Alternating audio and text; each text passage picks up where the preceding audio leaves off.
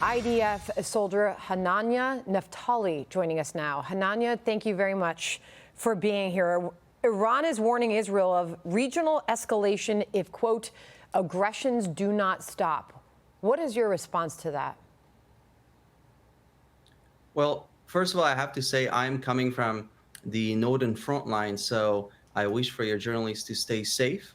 And Hezbollah is obviously a proxy, a puppet in the hands of Iran. So, to really put an emphasis of that on that, this is a war between light and darkness. There is no left and right in this war. And Israel, a beacon of democracy and freedom in the Middle East, is fighting against a murderous ISIS-like terrorist organization called Hamas. So it's a war on the very values that we share together, Americans and Israelis alike.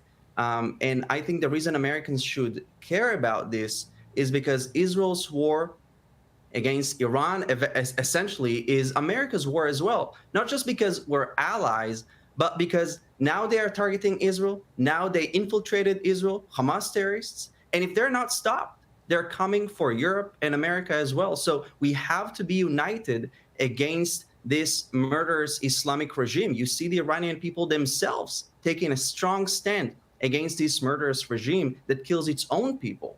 Hananya, perhaps you can give us some idea of what's going into the calculation of when to move that in there with this ground invasion.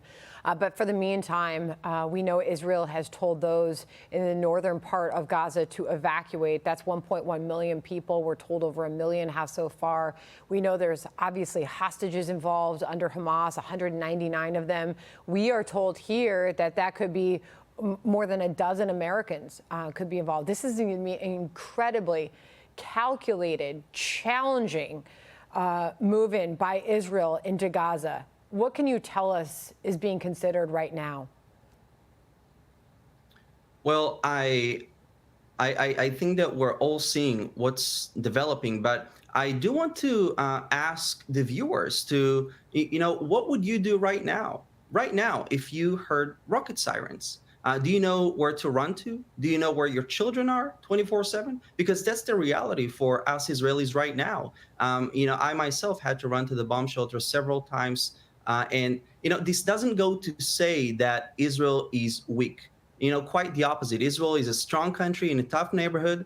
And when it comes under attack, when a sovereign country comes under attack, it doesn't have just the right to defend itself. It has the duty to do so. So that's what we are seeing right now. But I also have to say, Sandra, we are seeing a lot of propaganda on social media. With the use of AI, I saw something that really broke my heart to see a photo of a burnt baby, and then a news channel, they changed it, they swapped it to a photo of a dog, and they said that we are lying. So we are seeing a lot of horrific lies. And I do want people to stay informed and to know that what you are seeing right now is a sovereign country defending its civilians. It's not just a war to defend our borders. Hananya, thank you very much for joining us. We, of course, are watching all of it, every minute of it, and we appreciate you joining us. Thank you. All right. Thank you.